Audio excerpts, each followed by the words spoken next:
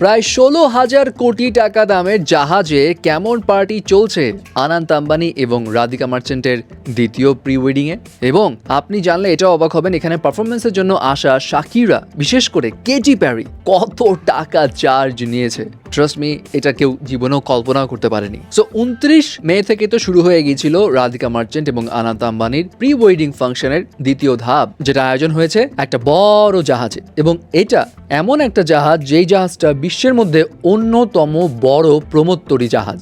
যদিও ওই জাহাজের নাম সিকিউরিটি পারপোজে এখন পর্যন্ত কোথাও রিভিল হয়নি, বাট গুরু রান্ধাওয়া গতকাল ওই জাহাজে কিভাবে যেতে হয় সেটার একটা ভিডিও প্রকাশ করেছিল তার ইনস্টাগ্রামে। এবং বোটে করে সবাই ওই জাহাজের দিকে যাচ্ছিল, যেই ভিডিওর অংশটা দেখে সবাই গেস করতে পেরেছে ওই জাহাজটা আসলে কোন জাহাজ। সেই জাহাজ সম্পর্কে বলছি, তবে গুরু রান্ধাওয়ার ওই ভিডিওটা কিন্তু এখন অ্যাভেলেবেল নাই, কারণ অবভিয়াসলি হয়তো আম্বানি ফ্যামিলি বলেছে ডিলিট করে দাও, কেন সিকিউরিটি নষ্ট করছো।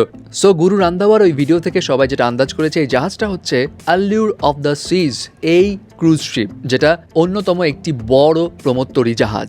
যেই জাহাজের প্রোডাকশন কস্ট $1.43 বিলিয়ন, মানে 16,000 কোটি টাকা। এবং এই জাহাজে প্রায় 4,000 জনেরও বেশি গেস্ট ধরতে সক্ষম। কিন্তু আম্বানি পরিবার পুরো এই জাহাজটা বুক করে গেস্ট নিয়েছে মাত্র 800 জন, মানে 5 গুণ কম। আর এই জাহাজে খরচ কত? পুরোটা বুক করতে কত খরচ সেটা জানা যায়নি, তবে হ্যাঁ, এই জাহাজের সর্বনিম্ন কক্ষের ভাড়া হচ্ছে পার নাইট $800, মানে প্রায় 80,000 টাকারও বেশি। এবং যদি আপনি সবচাইতে দামি স্যুটটা ভাড়া করেন, তাহলে সেটাতে খরচ পড়বে $6,000 বেশি, মানে 6 লাখ টাকারও অনেক বেশি। এখন তারা 800 জন গেস্ট নিয়েছে, সেখানে থাকা খাওয়া খরচ সহ কতশো কোটি টাকা খরচ হতে পারে আন্দাজ করে নিয়েন।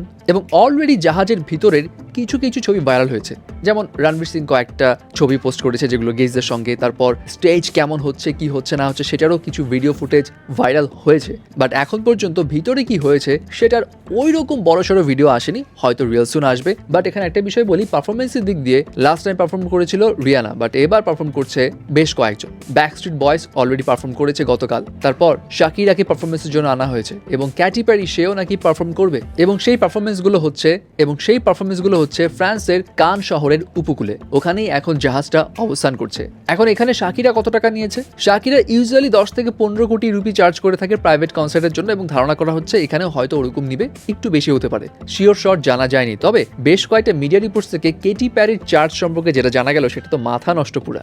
মিডিয়া রিপোর্টস গুলো বলছে কেটি প্যারি নাকি এখানে পারফরমেন্সের জন্য চার্জ করেছে $40 মিলিয়ন, মানে 470 কোটি টাকা। মানে ভাবা যায় 470 কোটি টাকা, যেখানে রিয়ানা পারফরমেন্সের জন্য নিয়েছিল 75 কোটি রুপি, সেই জায়গায় কেটি প্যারিকে 470 কোটি টাকা দিয়ে দিবে। বাবা, এত ডিমান্ড।